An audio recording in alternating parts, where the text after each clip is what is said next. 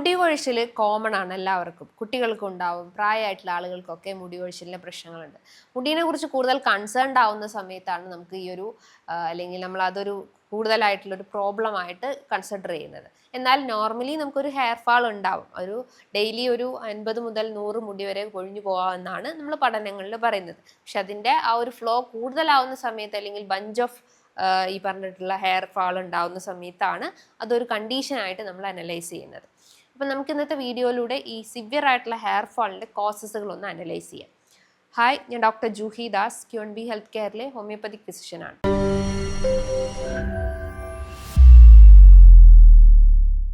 മുടി കൊഴിച്ചിൽ എന്ന് പറയുമ്പോൾ എല്ലാവർക്കും ഭയങ്കരമായിട്ടുള്ള ഒരു ഇഷ്യൂസ് അല്ലെങ്കിൽ ഒരു സിവിയർ ആയിട്ടുള്ള ഒരു പ്രോബ്ലം ആയിട്ട് വന്നിട്ടുണ്ട്.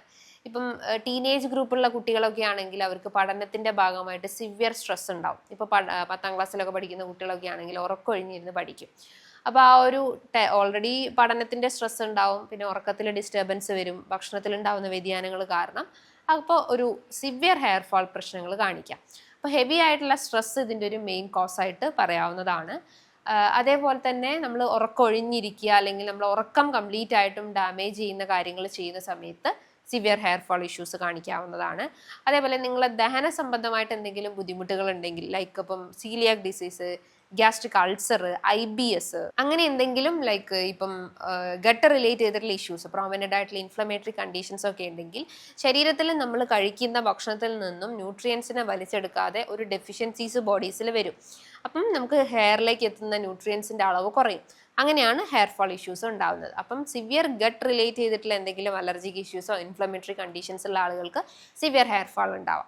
ശരീരത്തിൽ എന്തെങ്കിലും ഹോർമോണൽ ഇംബാലൻസ്, എസ്പെഷ്യലി സ്ത്രീകൾക്ക് ഉണ്ടാകുന്ന PCOD, പോളിസിസ്റ്റിക് ഒവേറിയൻ ഡിസീസ്, ആ കണ്ടീഷൻസിൻ്റെ ഭാഗമായിട്ട് ആൻഡ്രജൻ ഫ്ലക്ച്വേഷൻസ് വരും.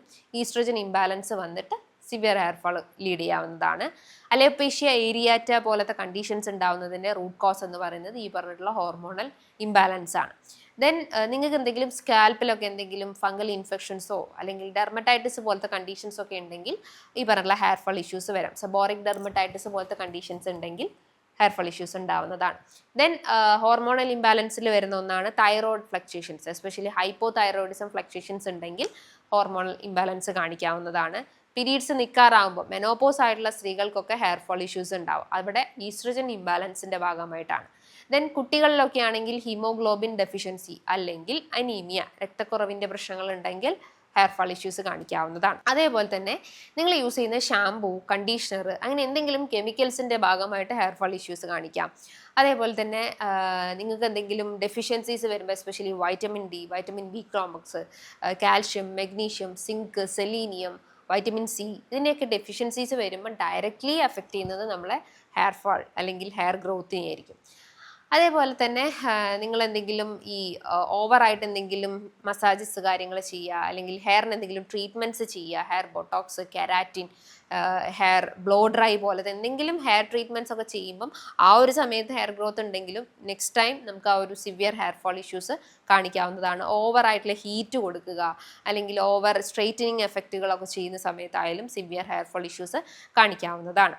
അപ്പോൾ നമ്മൾ ഇതിൻ്റെ കാരണങ്ങൾ ജസ്റ്റ് ഒന്ന് ഐഡൻറ്റിഫൈ ചെയ്യാൻ ശ്രമിക്കുക, എന്നാലേ ഉള്ളൂ ആ ഒരു ബുദ്ധിമുട്ടുകൾ നമുക്ക് ക്ലിയർ ഔട്ട് ചെയ്യാൻ പറ്റുള്ളൂ. പിന്നെ നിങ്ങൾ യൂസ് ചെയ്യുന്ന വെള്ളം, അതിൽ ഫ്ലൂറൈഡ് കണ്ടൻറ്റ് കൂടുതലൊക്കെ ആണെങ്കിലും അല്ലെങ്കിൽ ഹൈഡ്രജൻ പെറോക്സൈഡ് കണ്ടൻറ്റ് കൂടുന്ന സമയത്ത് ഹെയർ ഫാൾ ഇഷ്യൂസിൻ്റെ ഭാഗമായിട്ട് നമുക്ക് സിവിയർ ആയിട്ടുള്ള ഗ്രേയിങ് അല്ലെങ്കിൽ അകാല നരയുടെ പ്രശ്നങ്ങളൊക്കെ കാണിക്കാവുന്നതാണ്. അപ്പോൾ ഈ ഒരു ഹെയർ ഫാൾ ഇഷ്യൂസിൻ്റെ കാരണങ്ങൾ മനസ്സിലാക്കുക, ഡെഫിഷ്യൻസീസ് ആണെങ്കിൽ അതിൻ്റേതായ ട്രീറ്റ്മെൻറ്റ്സ് എടുക്കുക.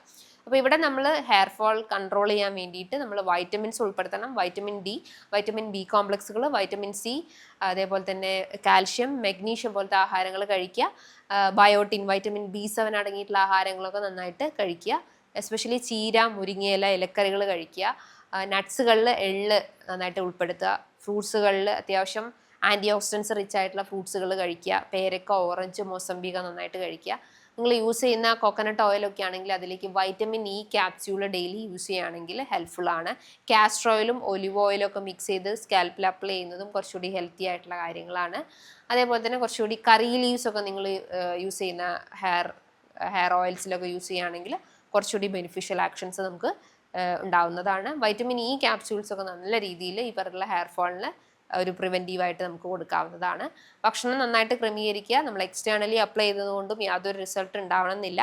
ബാലൻസ്ഡ് ആയിട്ടുള്ള ഡയറ്റ് കൊണ്ടുവരിക. ഫൈബറും പ്രോട്ടീൻ അടങ്ങിയിട്ടുള്ള ആഹാരങ്ങൾ നന്നായിട്ട് കഴിക്കണം. മീനും മുട്ട കാര്യങ്ങളൊക്കെ നന്നായിട്ട് ഉൾപ്പെടുത്തിയാലേ ഉള്ളൂ ആ ഒരു ഹെയർ ഫോൾ പ്രശ്നങ്ങൾ കംപ്ലീറ്റ് ആയിട്ട് നമുക്ക് ക്യൂർ ചെയ്യാൻ പറ്റുള്ളൂ.